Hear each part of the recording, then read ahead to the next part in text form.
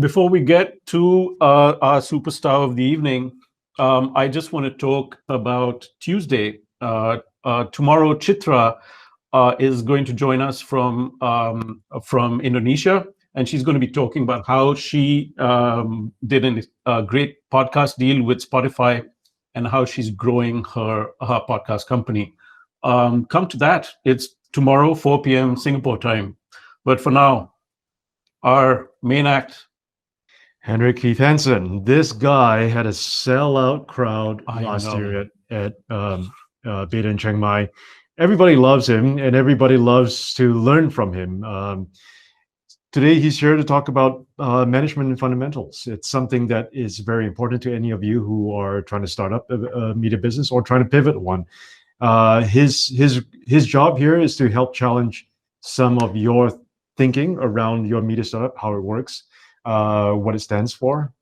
This is someone that we look up to. He's a good friend of Splice.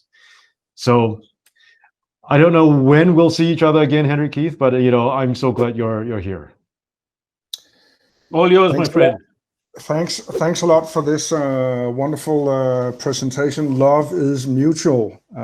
Don't ever doubt that. I was very lucky to be at the first Splice Beta Festival in Chiang Mai 1.5 years ago, and I loved it. It was an amazing event. It was high professional standards, and it was a great opportunity to network. But since then, COVID-19 has come between us, but not really. We can still meet in cyberspace. So I look forward to this presentation right now that I'll do for you, and now I will see if I can make it work. Does it work? Not yet. Go for it.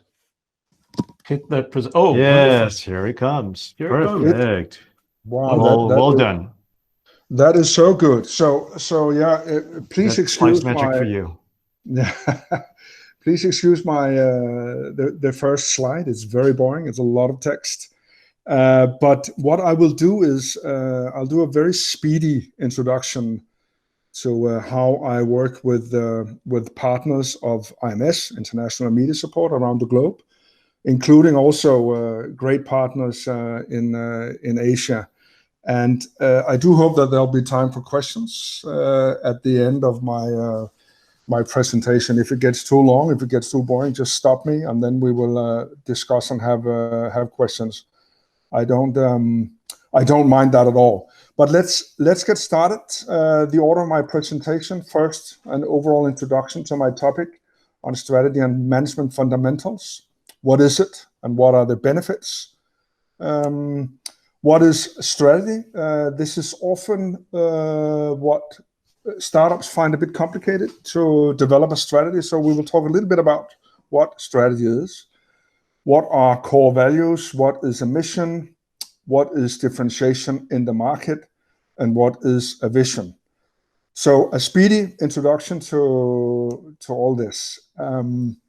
We all know that the reality for many startups are tough.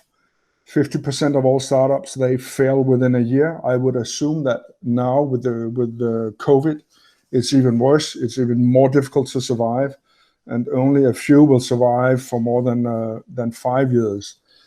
So what is the one thing that can help a new company survive the market, except for luck or very hard work? I would say that it is to create a clear startup strategy. There's no guarantee of success if you do this, but I can assure you that your possibilities of getting success should increase quite a lot. Still, some startups, they do surprisingly well without clear strategies and by sheer enthusiasm or by sheer powerful instincts. I would call them high risk takers, and they are the lucky ones compared to those who really work hard to develop a clear and sharp strategy from the start. So when you start your startup, you obviously need to understand who you are. It sounds very banal, but I've been surprised sometimes that people are not that clear about that. So let's try to see what that entails. my main point here is that when you know who you are able to minimize risks, and you're able to minimize random ad hoc decisions. And when you have understood who you are, then you're able to develop your strategy. Let's take a short look into this. Who are you? This is your core values. Why are you here? Why are you operating? Why are you producing the content you're producing? This is your mission. What makes you distinct? These are your points of difference, very decisive in order to survive in a very competitive market. And then you have to ask yourself, what is your dream? And this is your vision. Now I put it very simply, and I will explain it more in details very shortly. And when all this is in place, then you can start working on your strategy, on how you will achieve your vision. So a lot more about this now. The ideal strategy process. Now I'm talking about ideals. I'm not talking about how it must be for every startup, but this is the ideal strategy process. First, you get your management foundation in place, as I just talked about. Find out about your strategic position in the market. Be very clear about your values, and in line with your values, you have to be able to formulate your editorial line, not least towards your staff. What is your mission? What are your ethics? Do you have any ethical guidelines that you're following, including your gender policies? What is your point of difference? What is your brand? That's a complicated thing, and you can talk about that for hours and hours, and we won't have time for that today. When this is in place, you formulate your vision. You create, hopefully, a compelling vision that seduces everybody who is working for you, and this is something that they really look forward to try to reach. When this is in place, ideally, again, I'm talking about ideals, then you analyze your market, the market in which you compete. You analyze the organization that you're building, and you also, not least, analyze your audience, because they are your customers. You have to know who they are. You have to know about their needs, and you have to know if you can give them what they need. Because if you are not able to give them what they need, you will die within long. When your analysis is in place, make your strategic priorities. Get your priorities clear, and find out and prioritize what is the most important things for you to do the coming years. What are the most important changes for you to bring about in the coming years? Then formulate your strategy document to let your organization and also your key stakeholders know about your analysis, about your strategic priorities. You create an action plan of how you will implement your strategic priorities. When all this is in place, you should be able to rock and roll. And then lastly, implement and evaluate. Important to talk about your strategy with your staff on a running basis. Don't just create a strategic document for the drawer that everybody forgets about the day after you have presented it to your staff. You have to talk about it, and you have to talk a lot about it, and you have to talk so much about your strategy that you are getting sick and tired of listening to yourself. But this is a key part of being a good leader, that you are able to communicate your strategy to staff so that they really know where you're going and what are your goals and what is expected by them. And then you evaluate and you adjust. And you adjust regularly. Don't be afraid to adjust your strategy, even though it's only maybe 6-8 months into your strategy period. If you can see that what you have decided to do is wrong, then you need to adjust. So this is the ideal planning process if you want to be well prepared to understand your management foundation and your strategy.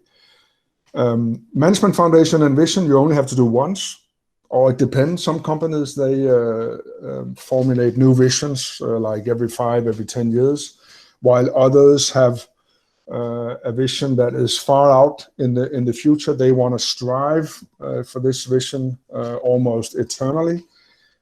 So it's a matter of tradition. It's a matter of taste of how long term you want your vision to be, and then the rest of your work is something that you will have to do in each for each new strategy period.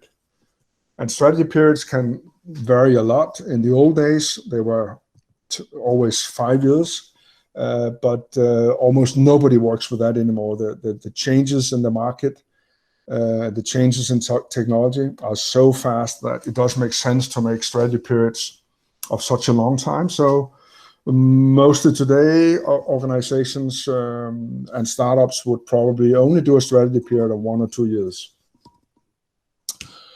Okay, so let me try to visualize this in a slightly different way. Let me give you a full visual overview of how I assist the startups I work with, and I'll show you a very compact illustration of what I'm actually doing with them.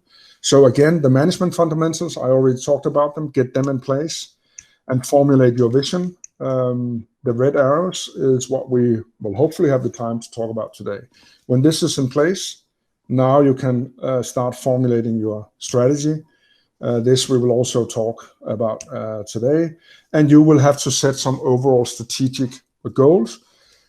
I recommend our media partners, our startup partners working with media, to work along 5 different tracks, because I think these 5 different tracks, they really cover almost everything that you do as a media startup. The first track is obviously content production. This is why you're here, to produce some kind of content. You could not do this without the use of technology and distribution platforms.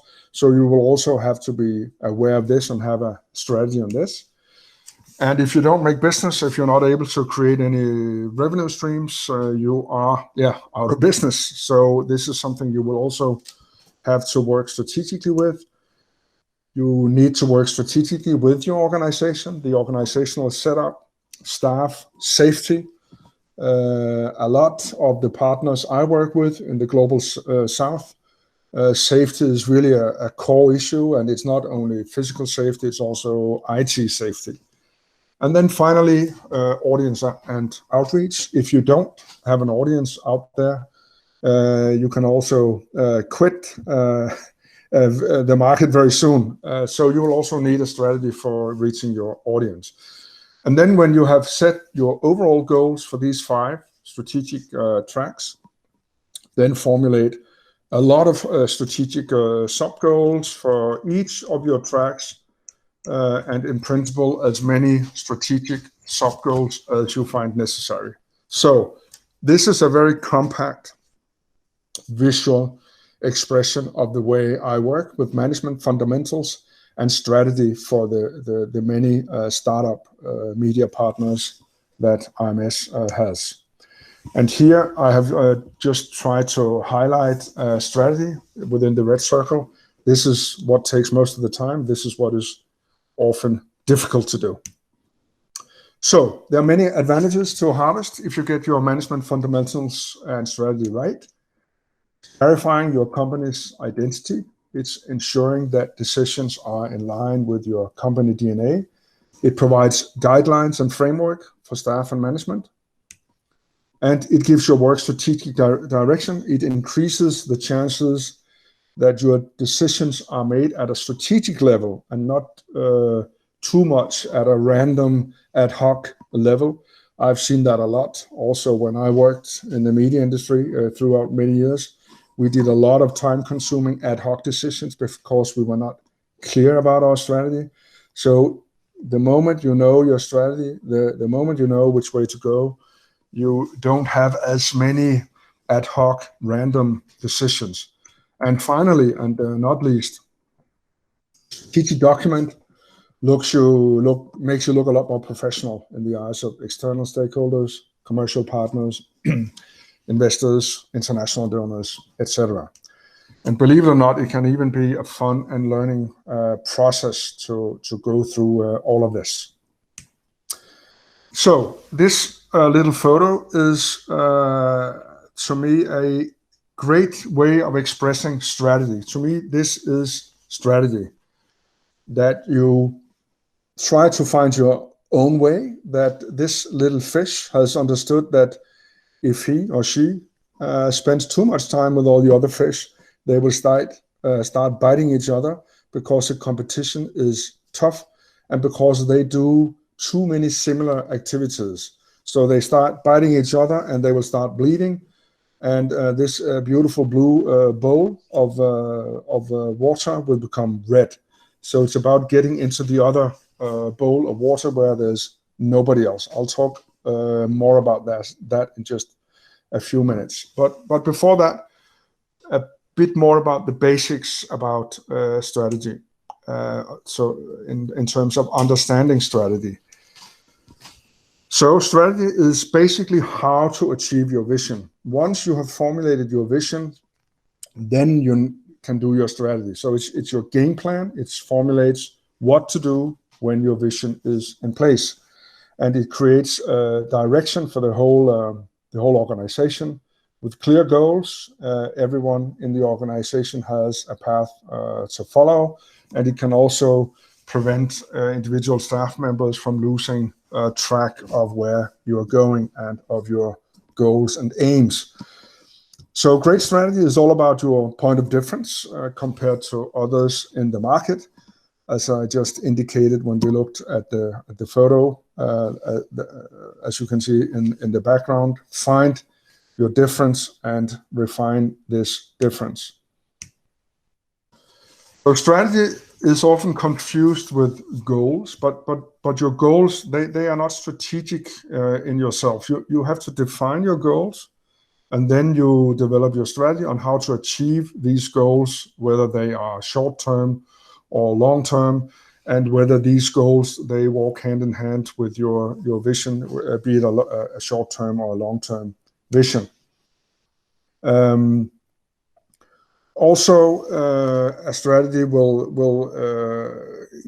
give you direction by deciding the overall improvement or the overall change that you want to bring about for each of the strategic tracks that you are working with. So strategy is about changes. What do you need to change from the present situation, and then you identify a strategy that can bring about this change. You have to decide concrete strategic actions that will support as well your short-term goals and your long-term vision. So the essence of strategy is in your activities, choosing to perform activities differently or to perform different activities than rivals, as I also said in just a few minutes ago. Strategy is also to decide what not to do. And this is often difficult for many of the partners I've been working with, because there's so much they want to do. It's very difficult to say no, but you need to say no to a lot of things and to be clear about this. Strategy is not your operational plan for next year. Your operational plan is what you do when your strategy is in place. Also an important point to remember. And then lastly, I already said it, a strategy period should be short-term, 1 to 3 years. Some of you might have heard about this red ocean, blue ocean strategy. It was first introduced by Professors John Kim and René Mauborgne in 2005, and it has become a very popular part of management strategy today, and it makes a lot of sense because it really expresses what strategy is about. So to briefly summarize, red ocean strategy, you compete in an existing market space. A lot of media startups, they do that, and it's tough. So it has to be about, beating competition and to exploit existing demand. You know that the demand is there, and you place yourself in that part of the market where you know that the demand is existing. The problem is that there's so many others in that market.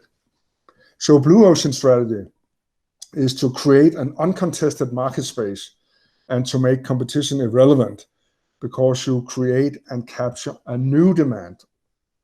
sometimes audiences, they actually don't know what they need. It sounds stupid maybe, but this is often the case. And this is where frontrunners and first movers, where they have success because they're able to create a new demand that their audience did not know that they had. If you are able to do that, your chances of success will multiply. Most companies are in the red ocean. I'll skip this because I already talked about it. Let me instead give you some examples of what I would call successful blue ocean media startups. And all of them are startups that I have worked with personally, so I know them all. Facts, Egypt, they are fact-checking official government statements by the Egyptian government. Nobody else is doing this. They found their own niche in doing so and are rapidly growing their audience.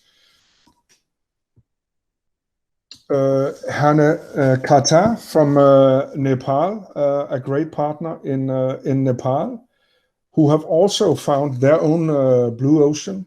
They are producing short documentaries reflecting life in rural Nepal, outside the capital.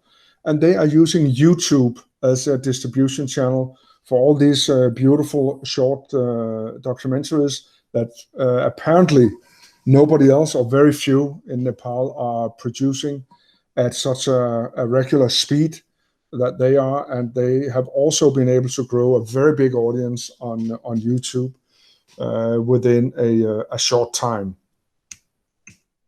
Al-Hudud from Jordan is another interesting example of successful blue ocean media startups. They have found their own niche. They are a satirical website with cartoons, satirical news, and even investigative reporting.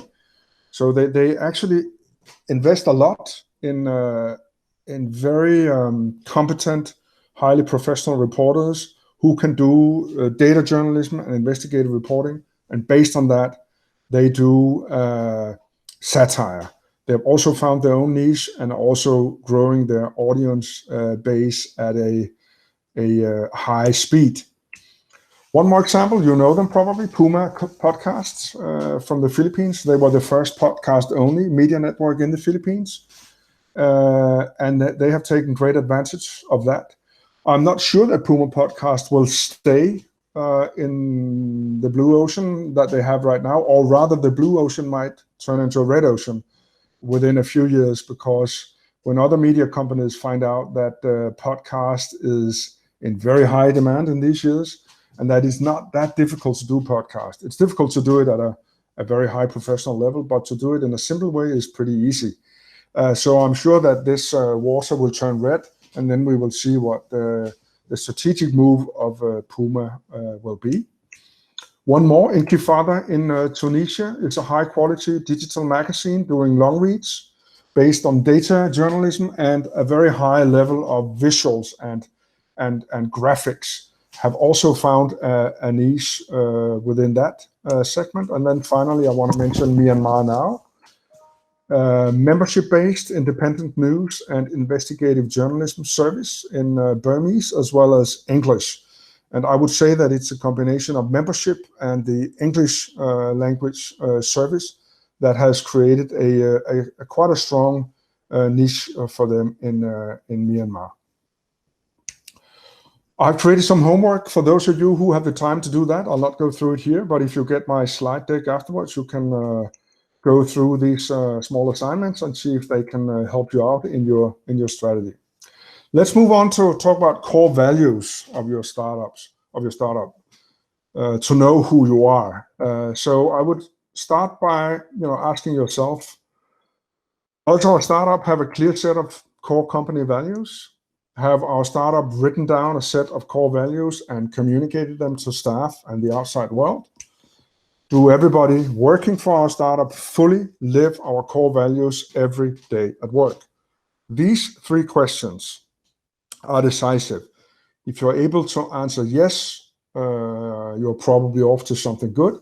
If you're not able to answer yes to all three questions, you should definitely work with this and try to improve it. So if we define core values, I would say it's your DNA, it's your identity, it's your uniqueness, your principles, it's your beliefs. All of this shapes the culture of your company. It dictates behavior of staff. It guides decisions for management and staff. And it will be able to differentiate you. No, not differentiate you, but it will be able to, for staff, to differentiate between right and wrong. If they don't know if they should go right or left, then knowing your core values should make it a lot easier for them. A very important bonus of core values is that it can create a community feeling within your audience. And maybe, there's absolutely no guarantee, maybe if you can create this community feeling based on your core values, maybe you can start monetizing on this. So values are key in creating a community of loyal followers. Your community wants to know who you are. Your values express who you are. Much bigger chance that your audience wants to be part of your community if they share your values. It's quite obvious. It's even banal, but it's just important to remember this, to connect with your audience, to see if you via your values can create this community feeling. And then once you have linked your audience to your values, maybe you can start asking them for money, whether it is via a membership or voluntary donations, crowdfunding, or whatever it is. So company values, they have to be genuine and trustworthy. The question is, how do you see the core values of Facebook? Focus on impact, move fast, be bold, be open, build social value. We can discuss this for a long time. We don't have time for that. Facebook has definitely managed to have an enormous impact worldwide. So they do live up to this. They are also able to move very fast because their understanding of technology has been superior. Bold, I would say in certain respects, yes. You could also argue, I think, for the opposite. Be open, not so much. I think this is my personal view. And sorry if any of you guys are affiliated with Facebook or work for Facebook. It's a great, great company in many respects, but I do think they have some challenges with some of their core values, because we know that they were not very open when they were involved in the Cambridge Analytica scandal about sharing data of people and so forth. And then finally about building social value. Facebook definitely has built social value. Some would say that they also do the opposite. There's a lot of hate speech. There's a lot of fake news being spread by Facebook. So this is up for discussion.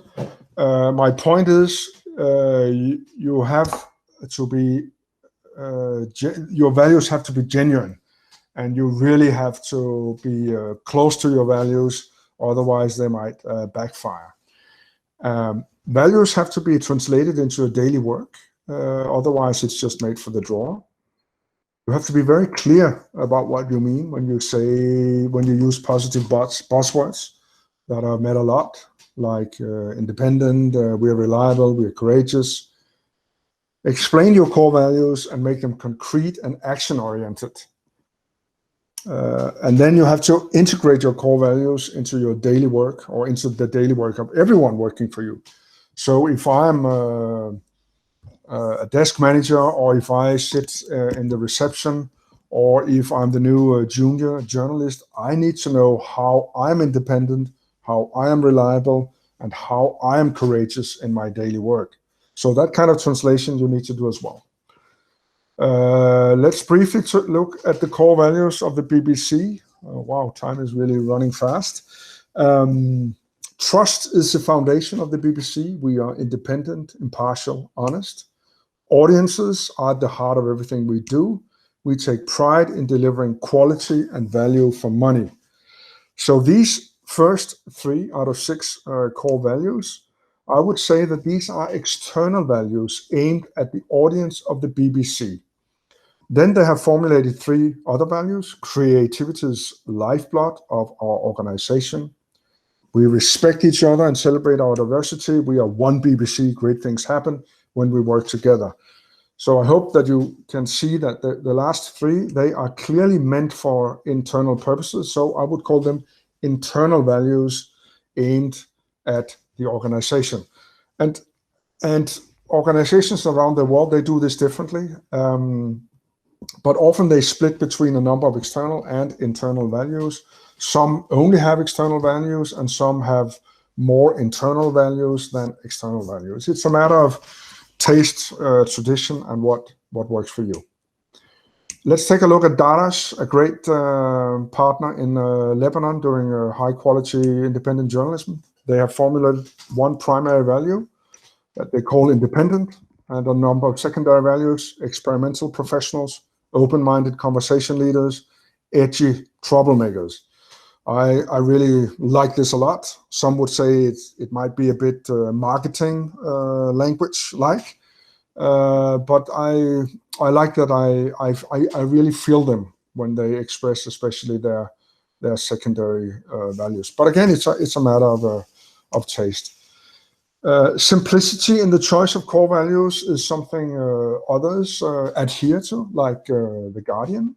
Openness, honesty, integrity, courage, fairness. And let me finish off with one that I admire greatly. This is really simplicity. It's Hanekata from Nepal. I just mentioned them. They have 1 key. They have 1 core value. It's people first.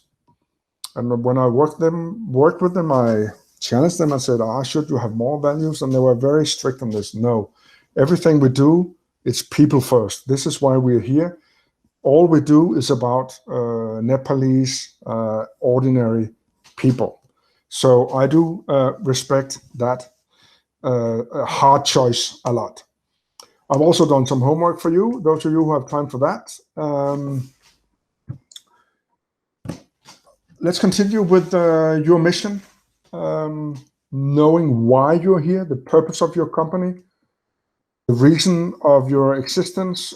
Some call it your raison d'être, if you know French, one of my favorite French words, the very reason of your existence. You can also see your mission as a promise to your audience of what you want to deliver. And it inspires support and commitment from staff, and it sets the tone. And for some companies, they even want to do good for society or for people out there. And this is often the case for independent, critical media startups who focus on not least public service in their news reporting. Let's just try to distinguish between mission and vision, because this is very often being confused by people. A mission statement explains why you exist. It's set in the present sense, while a vision statement focuses on long-term goals, your aspirations, your dreams, years ahead of you. So mission and vision, they are very different things. Try not to confuse them, because it creates sometimes a mess. Here you see 5 mission statements of 5 different media companies. BBC, again, very, very short. To inform, educate, and entertain. This is why the BBC is here, to inform, educate, and entertain. I find it a very cool mission statement. It has been copied more or less by a lot of European, at least, public service broadcasters. They think this is really the crux of what a public service company is doing. Russia today, you know, they have a completely different agenda, and they're quite open about it. Their mission statement, I found it on their website, to provide an alternative perspective on major global events and acquaint international audiences with the Russian viewpoint. So they are not trying to hide that what they're doing is, I would say, sorry to say, biased news reporting, and at least with an alternative perspective on many of the major global events. And then you can go on with some of the smaller media startups that I've been working with. There's one from Asia, CCIM in Cambodia. Also, I think a cool mission statement, a bit too long, but cool. In collaboration with the Cambodian citizens and civil society organizations, CCIM will fearlessly bring the information to the people that matters to them and protect their gains. Also a very powerful stand and a very powerful way of expressing your mission statement. And also some homework for those of you who this is relevant for. As I said in my introduction, you can get my PowerPoint deck afterwards and look more into this when you get the time. Differentiation, let me see with the time. I think I will actually skip this because I talked a little bit about it when I talked about red ocean and blue ocean strategy. There's a little bit of homework. Those of you who want to do that. Yeah, let's go to the vision of your startup. To develop a clear vision is decisive to know where you're going, to know your direction. So for me, this is really a key component of any strategic development. No strategy without a vision. And visions can often be difficult to formulate. Is it too high fly? Is it too low fly? Is it not inspirational enough? Is it looking too much at the revenue, or is it looking too much at other things that might not really inspire staff? Because this is what a vision is for, to inspire staff more than anything else, because it defines what you hope to achieve. This is your dream scenario. Again, as I said in my introduction, this is done very differently in different companies. Some, they operate with even two visions, a big vision at society level, especially some independent media startups. They dream about helping to develop a democratic, pluralistic society. This is their big dream. And then they also have a vision for their own company that is not at the same level as the big societal dream and vision they have. So this is another way of doing it, to have two different visions at society level and one aimed directly at the organization. Why is it important? It's important because a strong vision is a mantra for action. It creates motivation for staff. It makes them understand which direction you're going. Oh, that looks a bit strange. No, okay. I will skip this because we are running a bit short of time, and I've been through most of it. Let me just say that there's no truth. There's no one truth in setting visions. It's really about what motivates your staff the most. Visions are primarily made for your staff, and you should remember that. So the best visions, expressing inspirational, long-term desired change resulting from your organization's work. So if there's not a change that you dream about, then why are you here, if I may provoke? If you have almost achieved your vision, I'm not sure it's really a long-term desired change you want to bring about, then your vision is probably not big enough. So then I will encourage you to be more courageous and dream about a long-term desired change that results from the work of your organization. A good vision is memorable and concise, and if it's relevant for you, you could also include a time frame, which is difficult, but some do this. Make it short. Remember, it's not a slogan.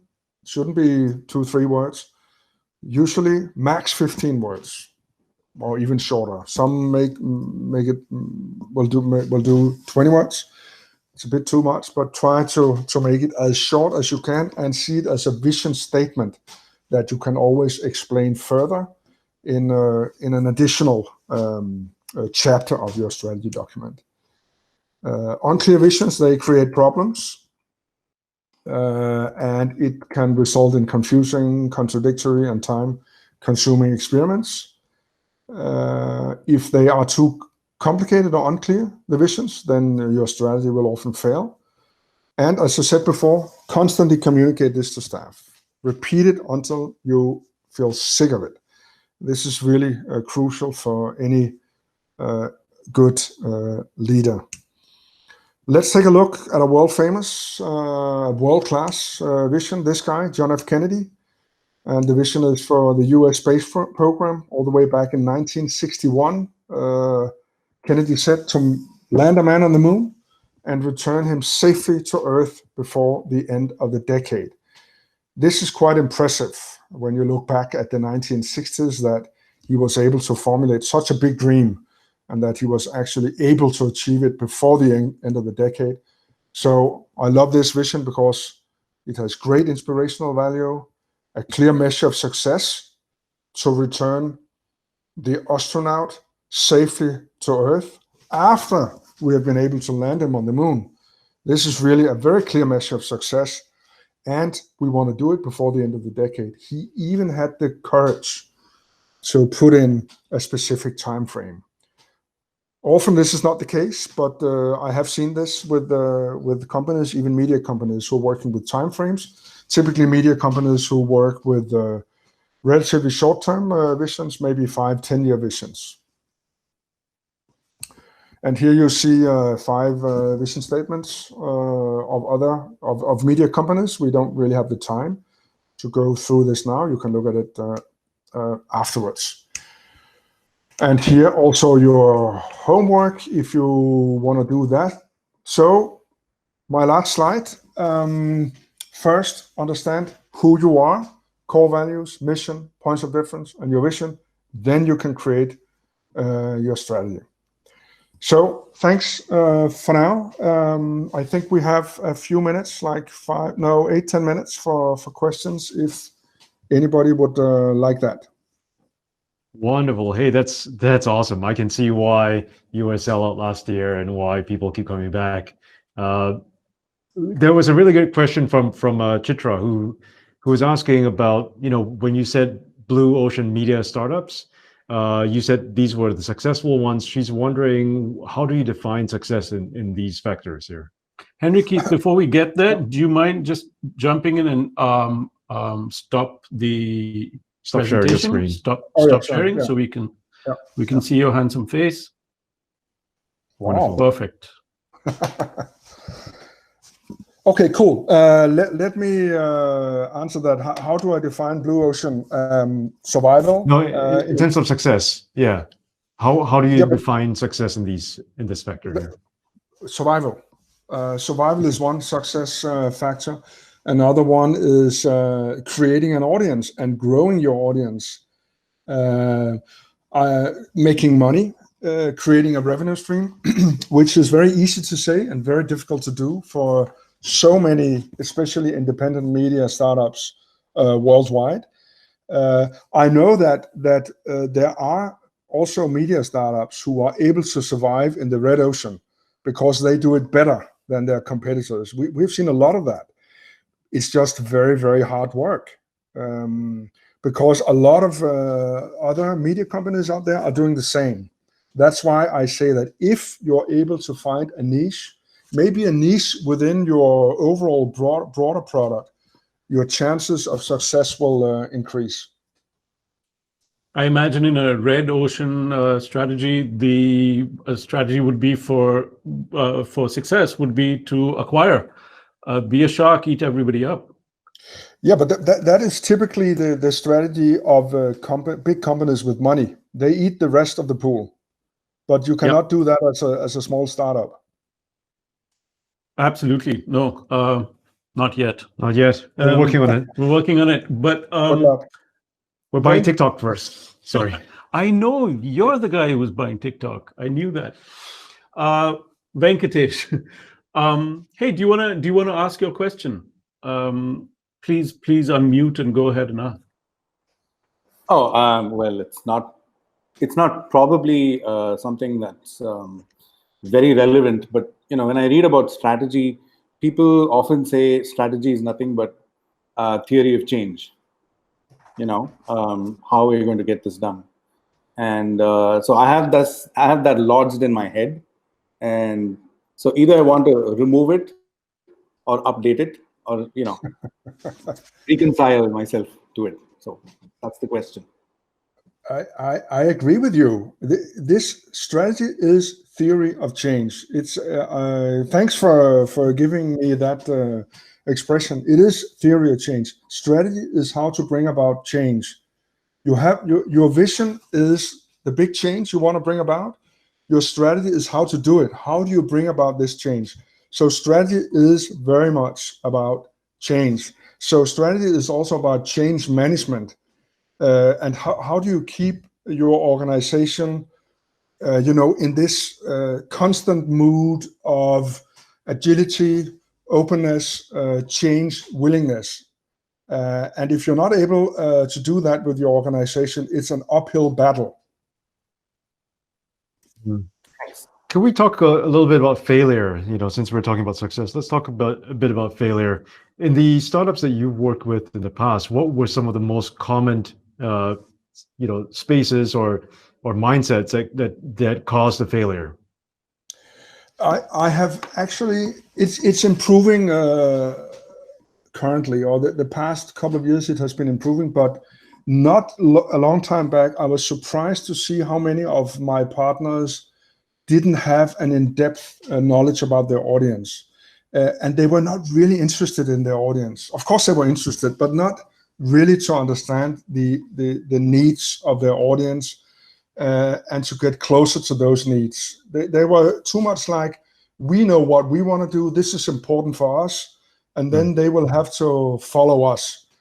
And this has surprised me. And those who understood early on how important it is really to understand your audience, to have a very clear profile of your audience, and to work strategically with your audience. Maybe create a number of personas that you want to reach strategically with your content. Those who have been able to do that, I would say in general, there are exceptions, but in general are more successful. Thank you for that. I was going to ask you a question about audience, but we have Mariam Chaudhry from The Current in Pakistan on. She ran a session last week, which was amazing.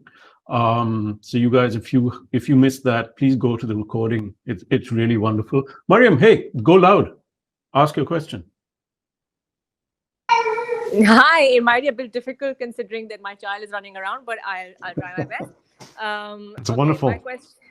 My question is that if you live in a country with rampant censorship, is it better to have an unclear mission statement if you're creating your platform to kind of fight censorship and to push for democracy and values that aren't really very appreciated at the moment? Or is it better to have a clear-cut mission statement and vocally come out and say this is what you're doing?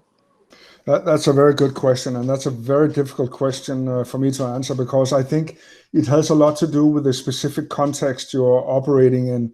If you are operating in a dangerous context, I would probably lie low with this. I would probably not express my values and mission very clearly on your website.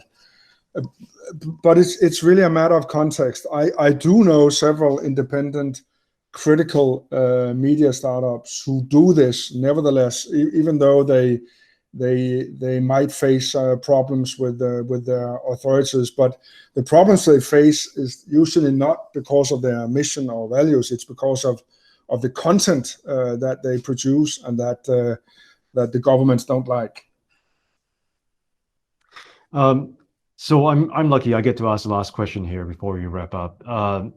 So Henrik Keith, when you look forward to a year from now, what do you think the post-COVID situation is going to be like in terms of the way newsrooms are run, and what new habits do you think we have would have acquired as media startups? What are some of the interesting trends to look forward to? What is that space going to look like a year from now? Oh, it's a difficult question, but we already now we see a lot of consequences of COVID-19 for startups and for other media companies. First, of course, problems with financial survival because the advertisement market is dying out. But we also see increased repression in many parts of the world, that repressive governments have taken the opportunity of COVID-19 to further suppress any opposition. But if we look at on the positive, I have also seen great creativity, partners who have invented new workflows, who have done very speedy product development, where maybe the quality has not been as high as they wanted it to be, but there was a need of it. There was a need from the audience to move fast. So there maybe produced a lot of small podcasts that did not live up to the usual quality level, but they have been innovative, and there was a need of it for this. So I would also say that being innovative is a thing that I have seen as a positive outcome of COVID-19. No, absolutely. It makes me think of Al Hadood. Myrna from Al Hadood is here, and it makes me think of how rapidly they iterate and how they innovate in the media space. They have a lot to do with Mariam's question as well. Listen, everybody, thanks for coming. We're literally 1 minute over time. We're going to have to wrap this up. Shirley's put homework links in the chat box. Henrik Keith comes here, he teaches you a lesson, and then he leaves you with homework. This is just the nature of the man. He's also very generous with his time and his wisdom. Thank you so much. Thank you. For more resources, splicebeta.com/resources. Nice. We're going to be putting Henrik Keith's presentation, the video, the session notes. Lila is going to be writing that up. Thank you so much for coming. Big thank you to our sponsors as well.